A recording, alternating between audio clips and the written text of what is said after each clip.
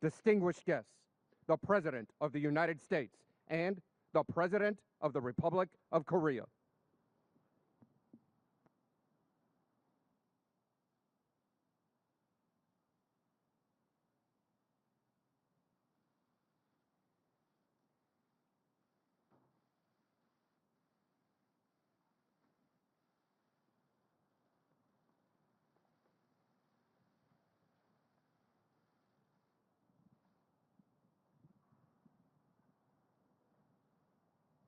Please be seated.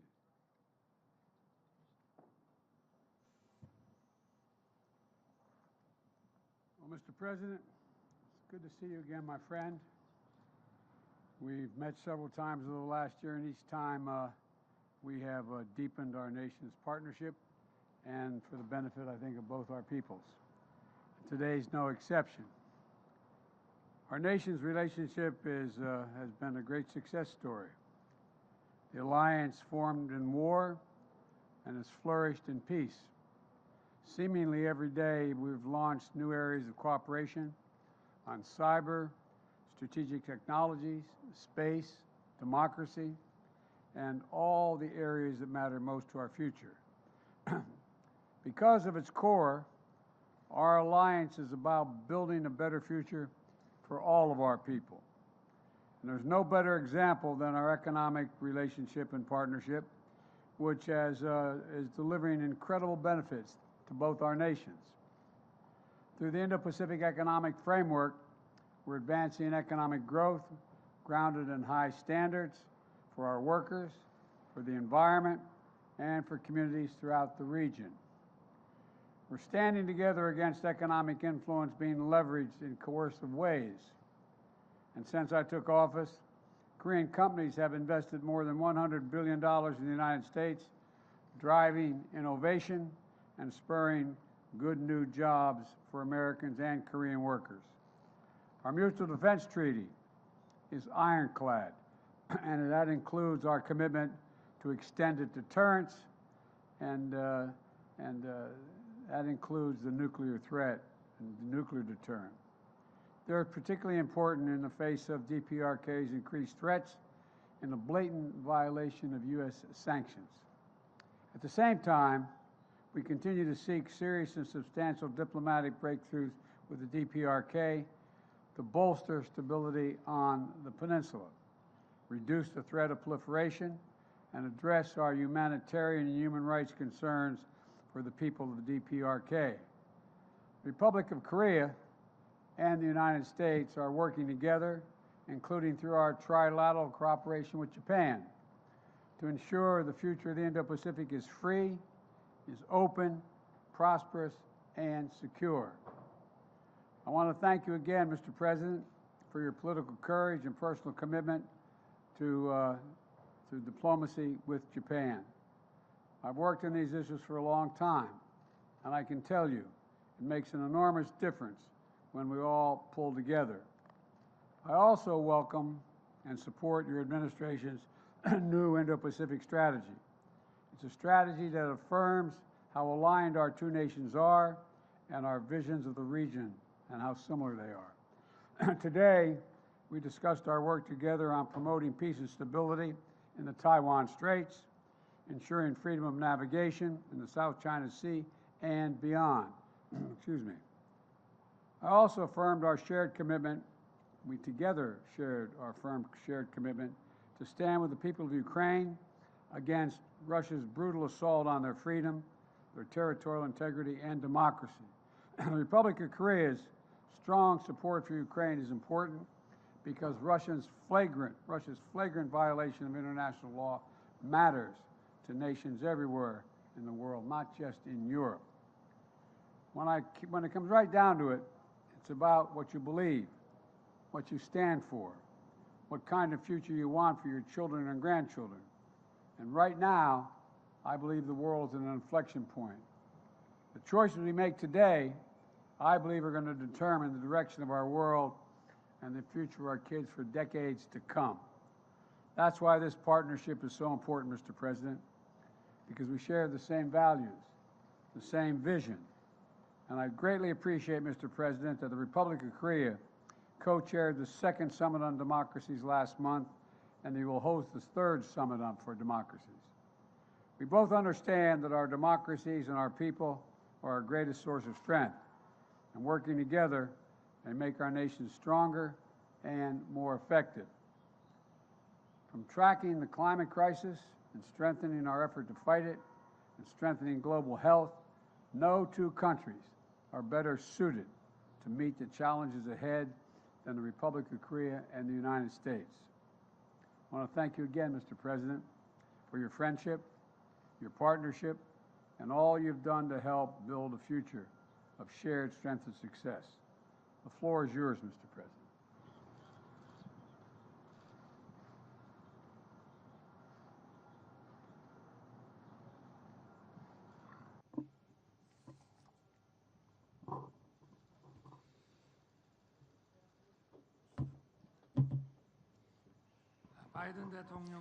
President Biden, thank you for your special and warm hospitality. I am very pleased to be making a state visit to the United States during this meaningful year that marks the 70th anniversary of the ROK-US alliance. Our two countries have overcome challenges and crises during the past 70 years based on the deep roots of freedom and democracy, building a value alliance that is strong, resilient, and sustainable. We are now being threatened by an unprecedented polycrisis. The ROK-US alliance is jointly overcoming this crisis, also coming from North Korea, as a righteous alliance that contributes to world peace and prosperity. We will further expand the depth and denotation of the ROK-US Global Comprehensive Strategic Partnership and march forward to the future.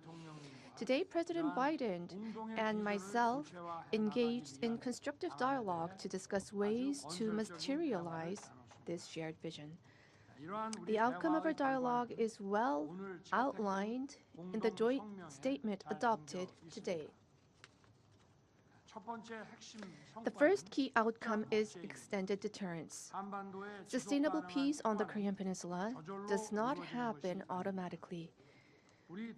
Our two leaders have decided to significantly strengthen extended deterrence of our two countries against North Korea's nuclear and missile threats so that we can achieve peace through the superiority of overwhelming forces and not a false peace based on the goodwill of the other side.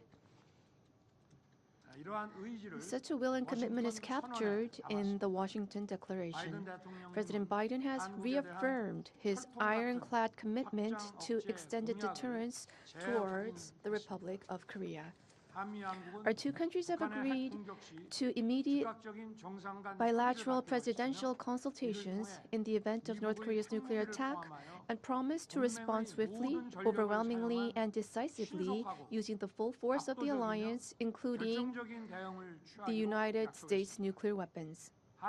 Our two countries have agreed to establish a nuclear consultative group to map out a specific plan to operate the new extended deterrence system.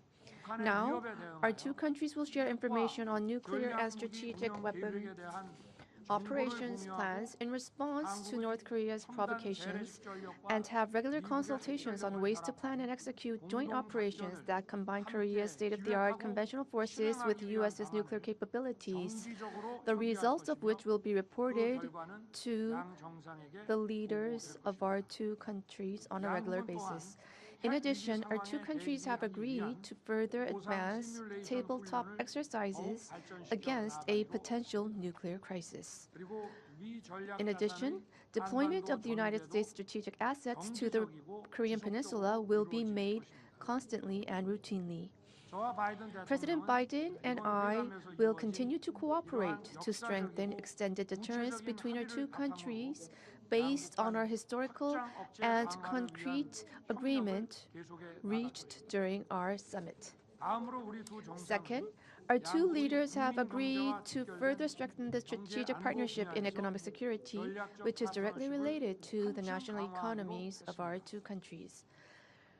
President Biden and I welcomed the expansion of our firm's bilateral mutual investment in advanced technology, including semiconductors, electric vehicles, and batteries. President Biden has said that no special support and considerations will be spared for Korean companies' investment and business activities in particular. We have agreed to consult and coordinate closely so that the U.S. Inflation Reduction Act and the CHIPS and Science Act can further strengthen supply chain cooperations between the two countries in advanced technology. Furthermore, we plan on ramping up partnerships in cutting-edge technology. We have agreed to establish a dialogue for next-generation emerging and core technology between the U.S. National Security Council and the Korea Office of National Security pertaining to chips, batteries, biotechnology, quantum science, and other cutting-edge technologies with the aim of promoting joint R&D and experts exchange.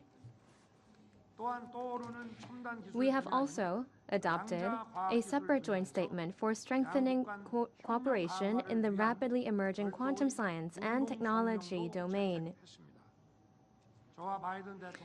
President Biden and I have also agreed to get the ball rolling on discussions about expanding our alliance into cyber and space by applying the Mutual Defense Treaty in cyberspace and space as well.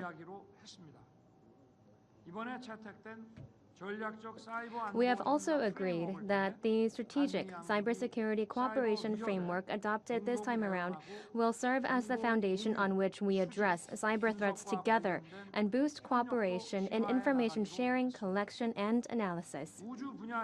Space is another area that shows great promise for cooperation between our two countries. During my time here, I was able to visit the NASA Goddard Space Center. President Biden welcomed the establishment of CASA, and we have agreed to promote cooperation between CASA and NASA.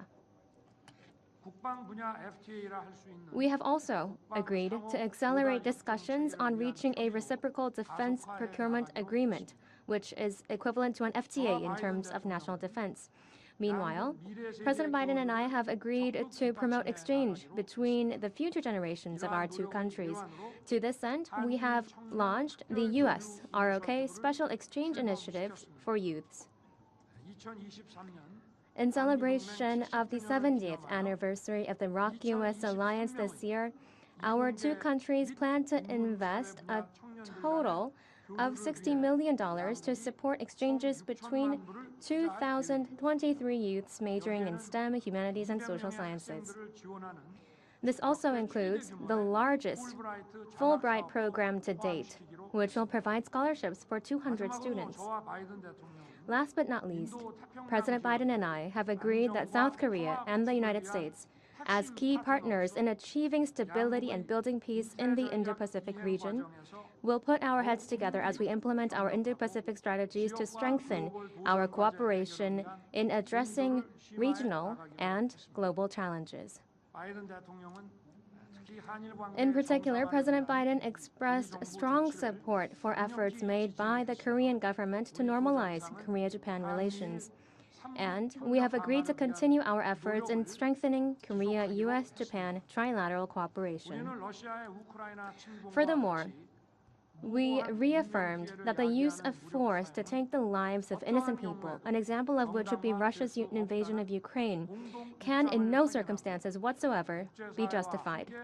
In that sense, we agreed to continue our cooperation and efforts alongside the international community to support Ukraine. During this meeting, we also discussed plans through which our two countries can take a leadership role in addressing global challenges such as climate change, international development, and energy and food security. I am delighted that through today's meeting, we've opened up a new chapter for the next 70 years of the ROK-U.S. alliance.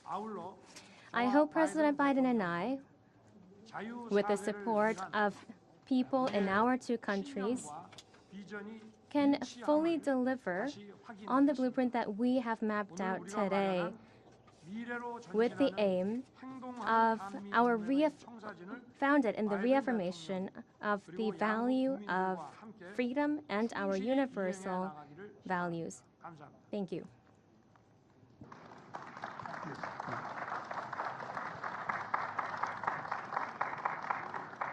Now we're going to take some questions. The first question is from Courtney of the Los Angeles Times. Thank you, Mr. President. Your top economic priority has been to build up U.S. domestic manufacturing in competition with China. But your rules against expanding chip manufacturing in China is hurting South Korean companies that rely heavily on Beijing. Are you damaging a key ally in the competition with China to help your domestic politics ahead of the election? And one for President Yoon. There have been concerns since last year that North Korea will soon be conducting its 7th nuclear test amid growing domestic support in your country for your own nuclear weapons. Meanwhile, Russia has suggested it could send its latest weapons to North Korea if South Korea sends lethal aid to Ukraine. How do you seek to manage the North Korea risk amid obligations to Ukraine and NATO? Thank you. Let me respond to your question first. My desire to increase U.S. manufacturing and jobs in America is not about China. I'm not concerned about China.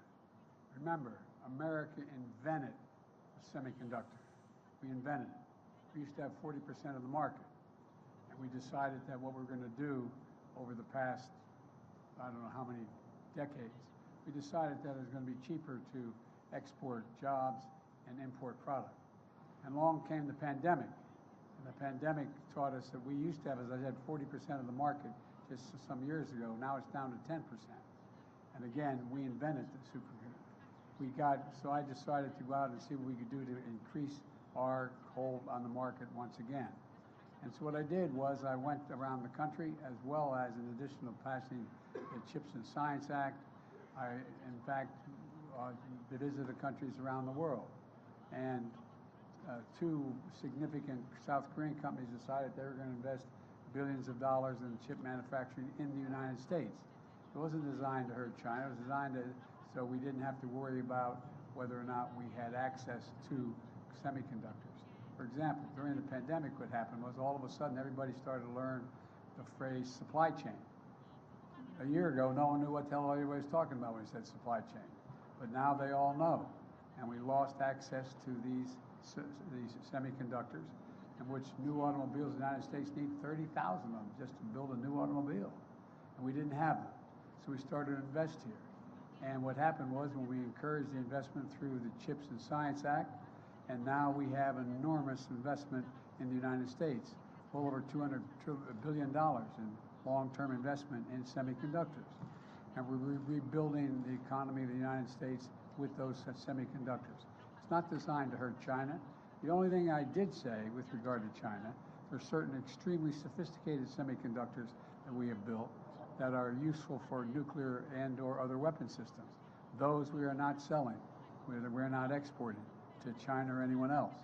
And so that's the context in which this has all occurred. In the meantime, we're creating thousands of jobs and bringing back a sense of pride and dignity to so many towns in the country where all of a sudden, over the last 3 decades, we found out that factory that had 600 people shut down. The soul of that community was lost. And so I made sure when the semiconductors were coming back that they were not just going to go to the coast, they'd be all over the country. And so we have a significant field of dreams outside of in Ohio, outside of Columbus. We're in Texas, we're in Arizona, anyway, they're all over the country. So it's not viewed to hurt anyone else. We are providing access to those semiconductors. We're a supply chain you can count on.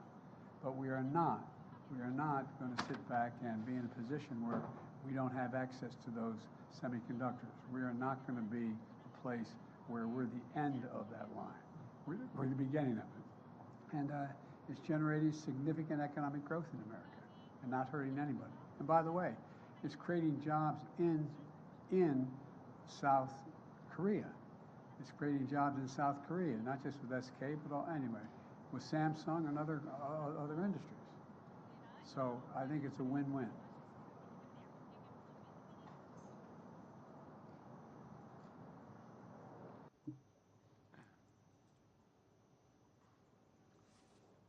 질문에 대해서 With regard to your question, let me provide my answer. 한미 양국의 Korea and the 워싱턴 US, 선언에서 based on its Washington Declaration, our two countries have agreed to strengthen extended deterrence, and the implementation level is different from the past. First of all, we have an NCG, Nuclear Consultative Group, that has been launched that will implement discussions and actions, and we will hold regular meetings and consultations under NCG. We will share information on mutual nuclear assets and intelligence, and we will jointly plan responses and also jointly plan exercises and drills and implementation plans. So all of these will be strengthened and specified under the Nuclear Consultative Group. We want to customize our response against North Korea's nuclear threat based on extended deterrence. And in the process of achieving this goal, any concerns that Koreans may have against North Korean nuclear weapons will be relieved, I believe. If nuclear weapons are used, our two countries will strengthen our response in a swift manner.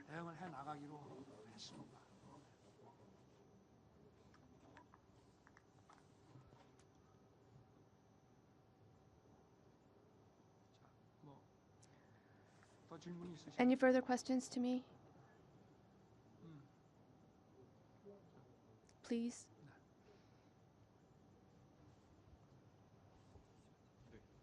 네, 안녕하세요. 저 MBN의 원중희 기자라고 합니다. Reporter 저도 양국 Won from 대통령 두 분께 Won 질문을 한 가지 드리고 NTN. 싶은데요. I have two 답변 questions 지금 주셨지만 for 확장제 you. 관련해서 With regard to 이번에 한미 extended 핵 협의 deterrence, 그룹이 좀 구성됐을 때 the 핵이 좀 구체적으로 NCG that has 어떻게 been 여기 formed, 작동하는지에 대해서 좀 여쭤보고 싶습니다. how 이를테면 will Korea 핵무기 function 탑재가 under 가능한 이 NCG? 전략자산 운용에 Any kind 한국이 좀 of 어떤 식으로 관여하게 되는지 이런 부분 nuclear 설명 equipped 가능하시면 좀 nuclear 부탁드리고요. assets will 관련해서 be in 바이든 대통령께 function. 여쭤보고 싶은 것은 And to President 오늘 발표 Biden, 보면 한국은 이제 NPT 체제를 유지하면서 Korea is to 확장 억제를 maintain the 강화하는 NPT 방식을 and it is to 채택을 strengthen 했는데요. extended 대통령께서 deterrence, 보시기에 correct? 이 정도면 So, 북핵 위협에 based on 대해서 your 한국 view, do you 국민들이 think this 느끼기에 is enough 안심할 만한 to guard 수준이라고 Korea against the 판단하시는지 North Korean 여쭤보고 nuclear 싶습니다. threat? Thank you very much. 핵 협의 그룹의 활동에 대해서는 Well, let me address your question about the activities of the NCG. We are going to be sharing information and we're going to be acting jointly. That is the key. 어떻게 공유하고 I can't talk to the specifics right now about what type of information and what type of specific activities we will be conducting. But however, under the nuclear umbrella, our extended deterrence was a lot lower. So right now, it's an unprecedented expansion and strengthening of the extended deterrence strategy under the Washington Declaration, which will create the NCG. 대응 실행을 The implementation and the response 공유하고 의논한 적이 없기 때문에 at this level has never 확장 억제 thus far been this strong. So this is a new level of extended deterrence, much stronger, that I can say with confidence. The response that I would give you is that extended deterrence means that we are having more consultation with whatever action is to be contemplated or taken. And we made it really very, very clear.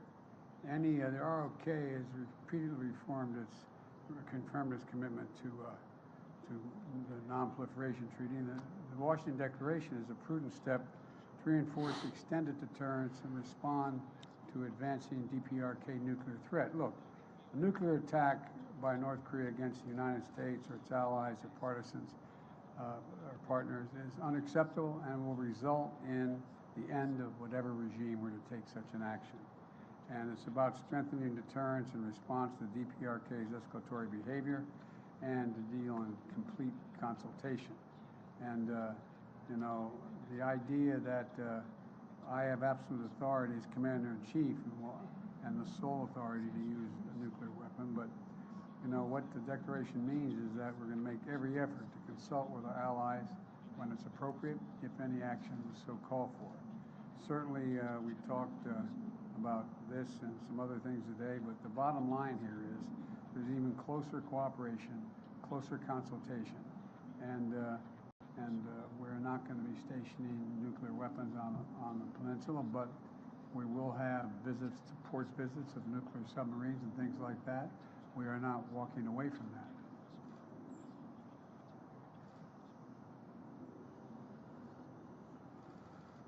My turn to ask a question. I think the next question is Mary Bruce, ABC. Thank you, Mr. President. You recently launched your re-election campaign. You've said questions about your age are legitimate, and your response is always, just watch me. But the country is watching, and recent polling shows that 70% of Americans, including a majority of Democrats, believe you shouldn't run again. What do you say to them? What do you say to those Americans who are watching and aren't convinced? You've said you can beat Trump again. Do you think you're the only one? I may not be the only one, but I know him well, and I know the danger he presents to our democracy, and we've been down this road before. And with regard to age, and polling data, I notice the polling data I keep hearing about is that I'm between 42 and 46% favorable rating, et cetera. And but everybody running for re-election in this time has been in the same position. There's nothing new about that. You're making it sound like Biden's really underwater. Number one. Number two, when the same polling data asks whether they think what kind of job I've done, it gets overwhelmingly positive results, from 58% thinking everything from the CHIPS Act and all the things we've done. We've created, like I said, we've created 12 million new jobs. We've created 800,000 manufacturing jobs. We have economic growth moving. We're in a situation where the climate, we've invested more money and more help in dealing with the climate crisis than any nation in the world. And so things are moving. And the reason I'm running again is there's a job to finish. The other thing is that, look, think about what I inherited when I got elected. I inherited a nation in overwhelming debt at the time, number one, in the hole for the 4 years that he was president. I inherited a nation that had a serious loss of credibility around the world as America first. And, the first meeting I attended the G7, I said, America's back. And one of the world leaders looked and said, for how long? For how long? There's a great concern about the United States being able to lead the free world. And we're doing that again. And those same polls you look at, you take a look at the polls that are saying whether I pull together NATO and the European Union as well as Asian partners, I think we have. But there's more to do. And with regard to age, I can't even say, I guess how old I am, I can't even say the number. It doesn't register with me. And but the only thing I can say is that one of the things that people are going to find out, they're going to see a race, and they're going to judge whether or not I have it or don't have it. I respect them taking a hard look at it. I take a hard look at it as well. I took a hard look at it before I decided to run. And I feel good. I feel excited about the prospects. And I think we're on the verge of really turning the corner in a way we haven't in a long time. I know you're tired of hearing me say we're at an inflection point. Well, we really are. What happens in the next 2, 3, 4 years is going to determine what the next 3, 4 decades look like. And I have never been more optimistic in my life about the possibilities of the United States. To be clear, though, you just said, I know him well. Did Donald Trump's decision to run affect yours? Would you be running if he wasn't? Yeah, I think I still would be running if he wasn't. I do know him well. He's not hard to know, as you know. You know him well, too. The question is whether or not, look, there's more to finish the job. We have an opportunity to put ourselves in a position where we are economically and politically secure for a long time. Look, we continue to have, and now you don't like me hear me saying it, there's still a contest between autocracies and democracies. And we're the leading democracy in the world. And it's something I know a fair amount about, something I care about, and something that I have found a willingness of an awful lot of our allies and friends to follow. So I think that we have to finish the job, nail it down.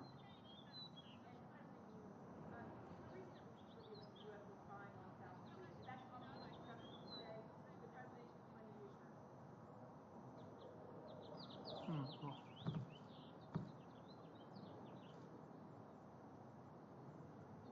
뭐지? You need to repeat the question. The mic was not used. We could not interpret.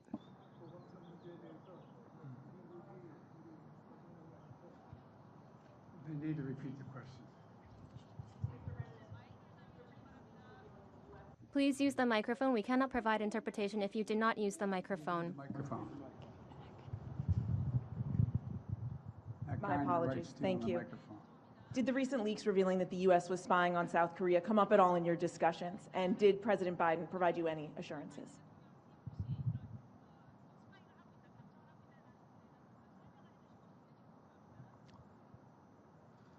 네, 지금 뭐 한미 간에 그 부분에 대해서는 With regard to that, 소통하고 we are communicating between our two countries and we are sharing necessary information. I believe that investigation is underway in the United States. So 다양하고 이런 복잡한 various and complex variables are always in play. We need time to wait for the investigation results by the United States, and we plan to continue to communicate on the matter.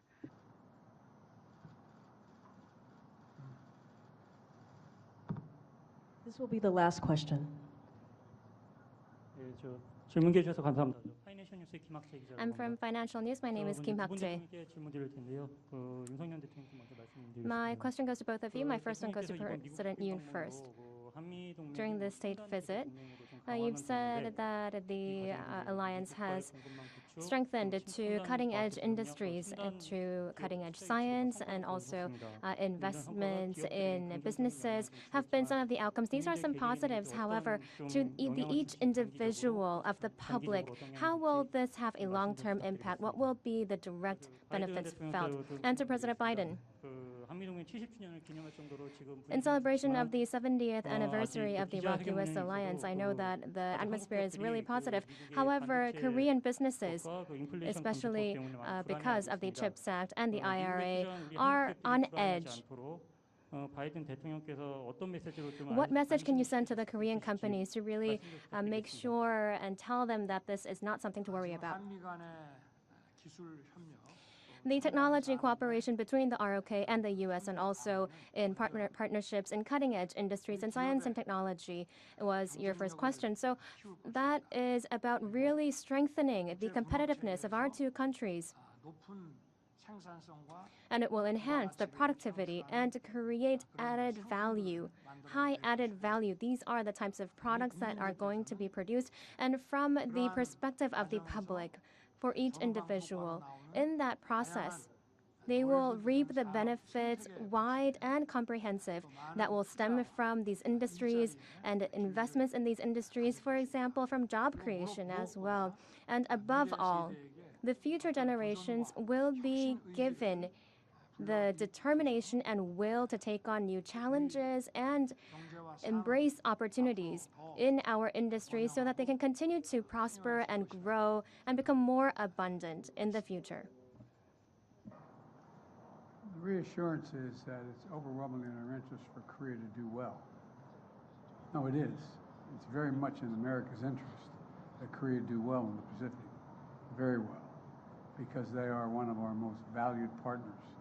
And so I think the combination of growing democracies and the democratic institutions as well as their economies is overwhelming in the benefit of the United States, whether it is in South Korea or it's in Australia, in the deep South Pacific. And so I think that there's a reason, overwhelming reason. Plus, in addition to that, we're increasing the number of student exchanges, access to more information between our folks, educating our people, as well as we're going to be cooperating in everything from space to technology to medicine. And so there's so many opportunities we have. And I don't think at least we don't, and I don't think so far, most of the South Korean companies believe that there's somehow a U.S. effort to slow them down, prevent their growth, or anything like that. We'd like to see them grow. And I mean that sincerely. It's overwhelming in the U.S. interest for South Korea to do very well economically. It's overwhelming in our interest because it has, and then lastly, you know, I think we underestimate the example that South Korea sets. Here you have a nation that is significant, but is not a nation of 200,000, 300,000, 400,000 people making the kind of changes it's making. It gives other smaller nations hope to believe that if they have democratic institutions and commitment and impact on industries that in fact are the cutting edge industries, new sciences and technology, including AI and other things, that there's a future for them. And I think that's what this is about. And so we view South Korea's economic growth as a benefit to the United States as well as freedom around the world. Thank you all so very much. Appreciate it. Distinguished guests, please remain in your seats until the official delegations have departed.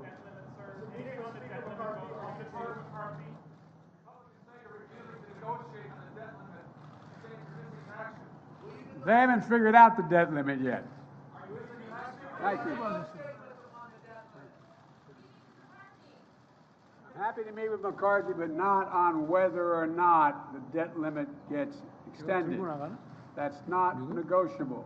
I noticed they quote Reagan and they quote Reagan all the time and they quote Trump, both of which said, it says, I'm paraphrasing, it would be an absolute crime to not extend the debt limit.